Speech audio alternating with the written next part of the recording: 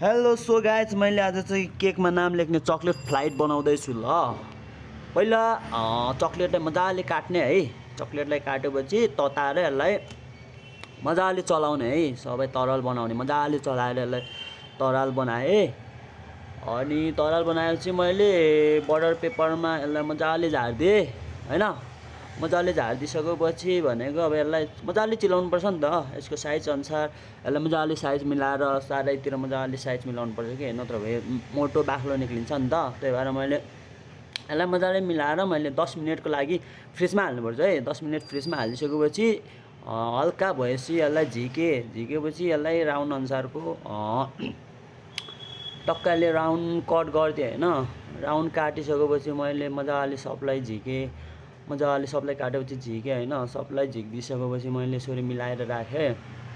भाँचिन्छ नि त, फेरि जोगाएर झिक्नुपर्छ है।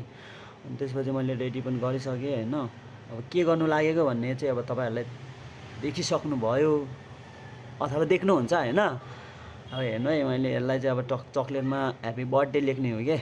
चक्लेट फ्लाइटमा केक माथि राख्ने लागि ह्याप्पी बर्थडे लेखिसकेँ हैन।